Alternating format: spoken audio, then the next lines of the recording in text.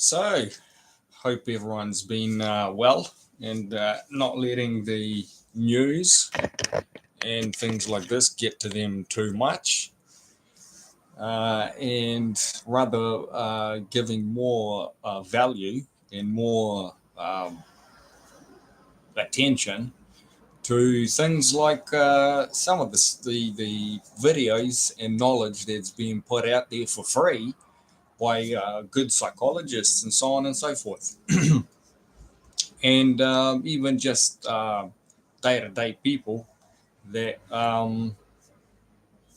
have some of their own solutions and good faith,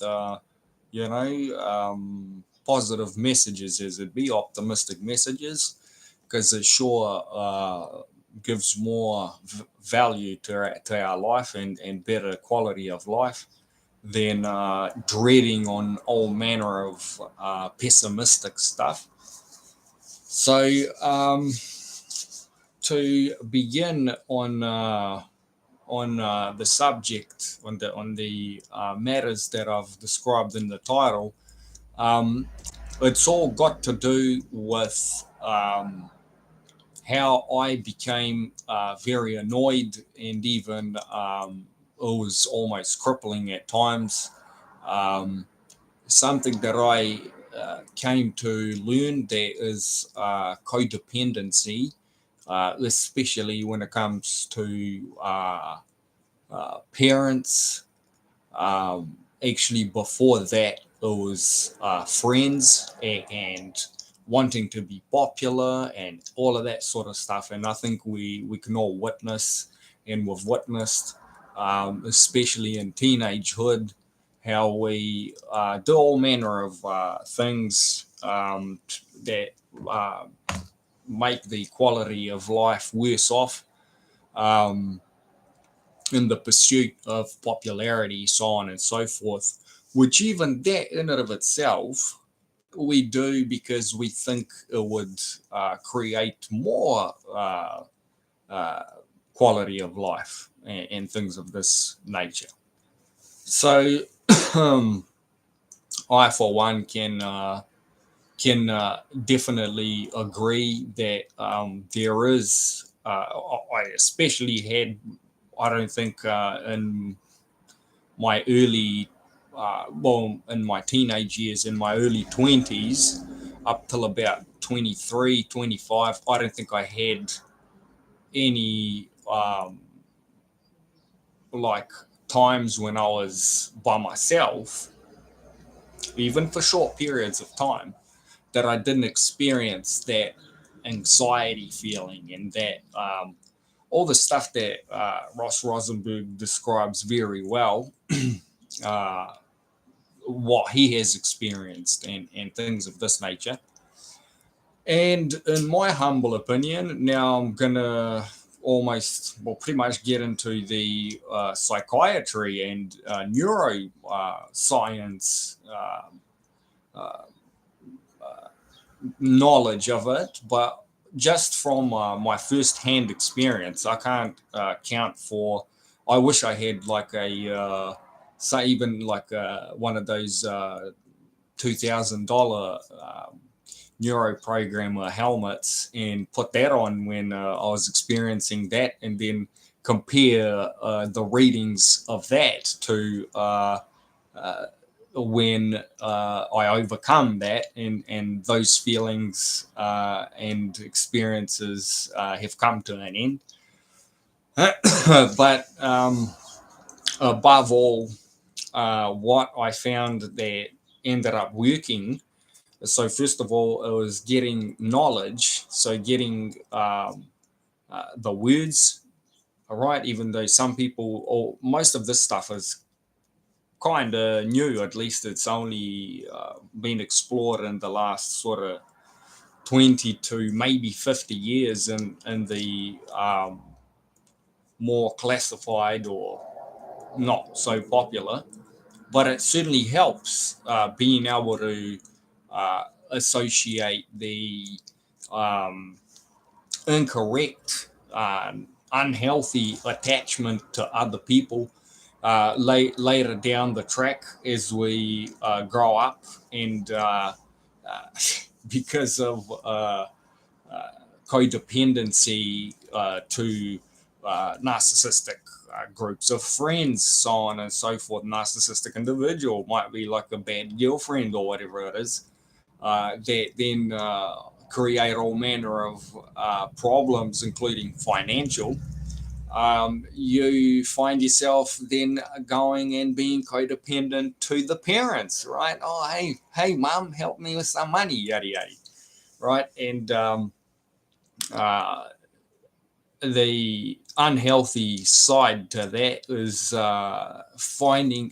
getting anxiety and all sorts of things when if they don't help, or if they help and then you get treated not so healthy, and all of it is a cycle of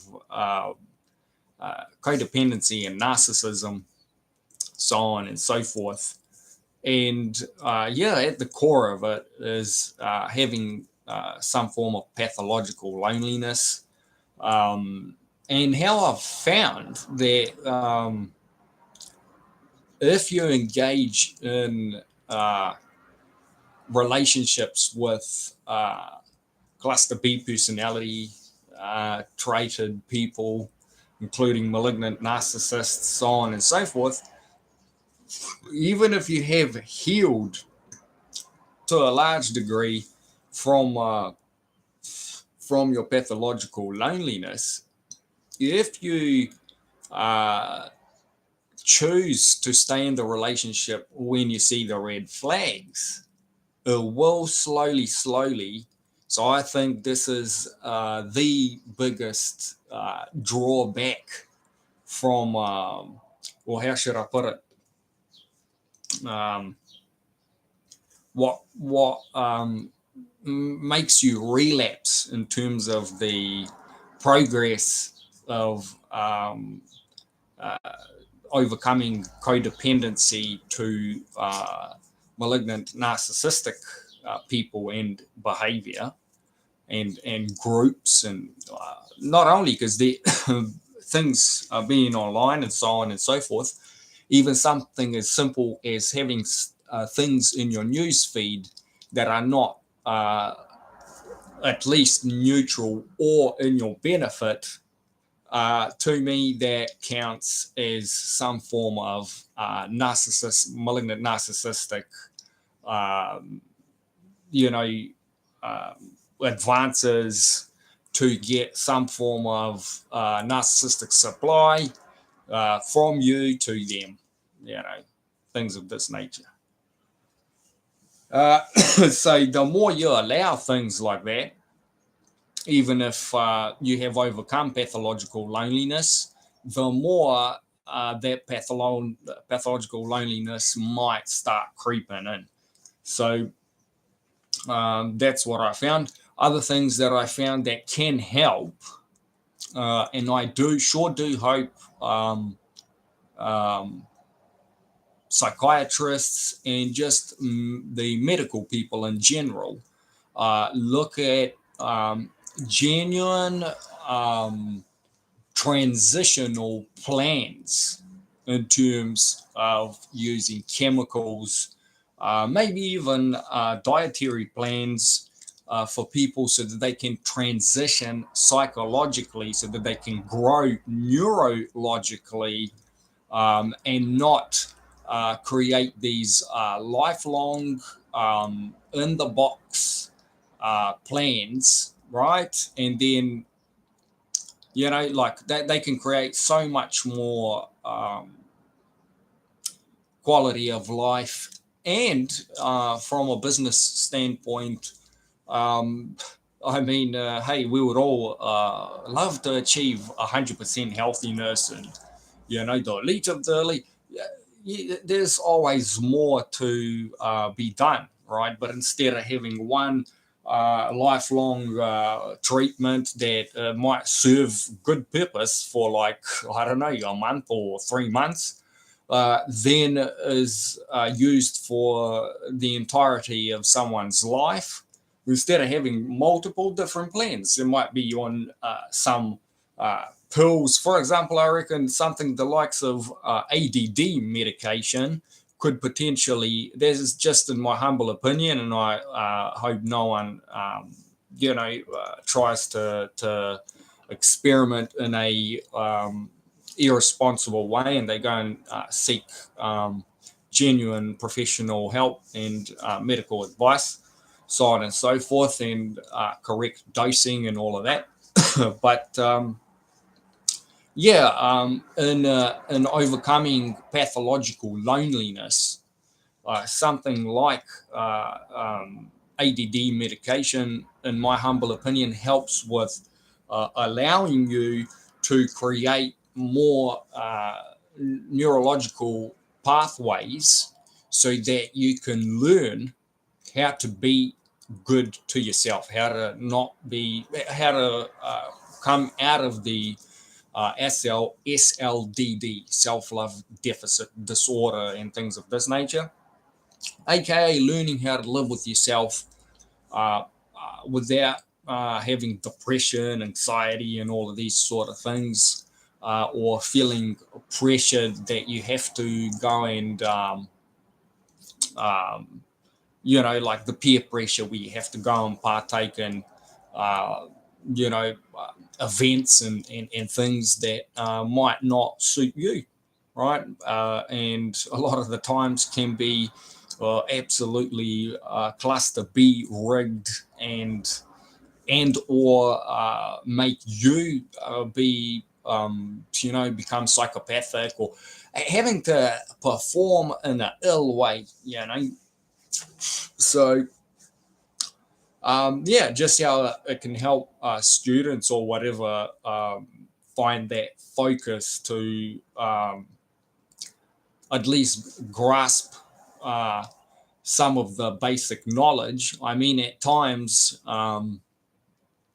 you need your brain to perform very quick in terms of changes in the same time.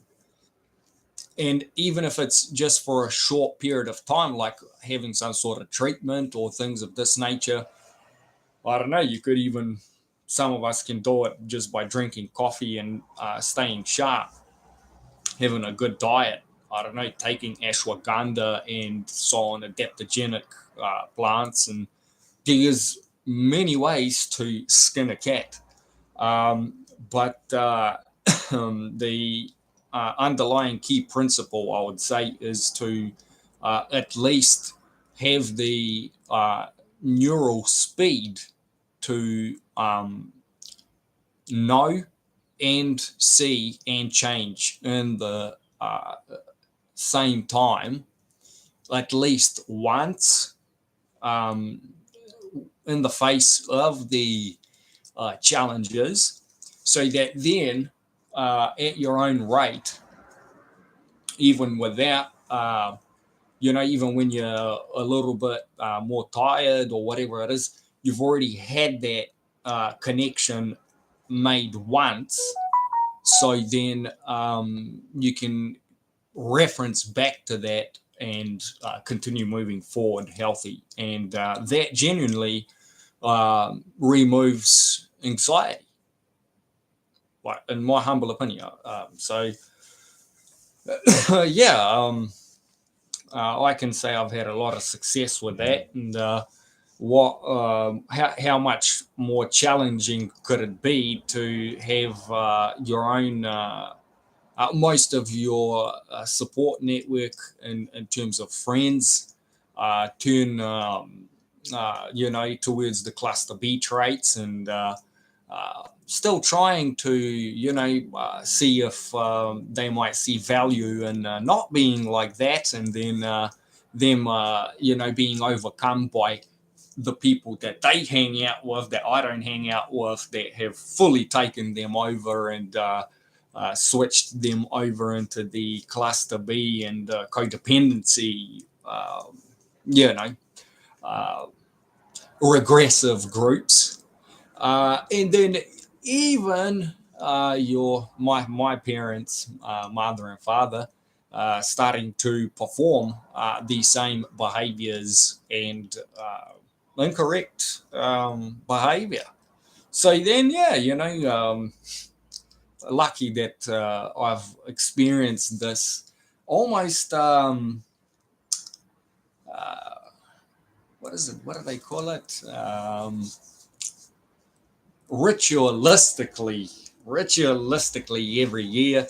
This year, I'm very happy though that the pattern was broken. So they've decided to not go by the old Gregorian calendar no more, and they might be going with the Chinese or some of the Polynesian uh, calendars this time. But just as so is good riddance of not allowing the ill behaviors to be there. I mean, hey, we're all got to put up with certain things. No one wants to see the stuff that's on the news, right? You can't really escape that. But then again, you can look at it once or twice or wherever you're comfortable with, and then switch the device off or whatever it is, right? Just as you can have a quick chat with whoever it is that you need to, mom, dad, whoever it is, and then, oh, hey, bye, I'm busy. And that's that. So, and then feel good about it, and then go on and do whatever you need to do that's within standards and normal moral and ethical principles that don't harm no one and are legal and so on and so forth. And just enjoy your life and be optimistic and build yourself to allow for opportunity for good, meaningful, and productive relationships.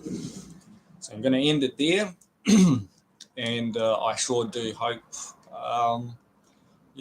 lots of success for both, well, for everyone, because at the end of the day, if we are to be honest, I don't think there is any people that can't benefit from having good strategies when it comes to codependency and what Ross Rosenberg calls self-love deficit.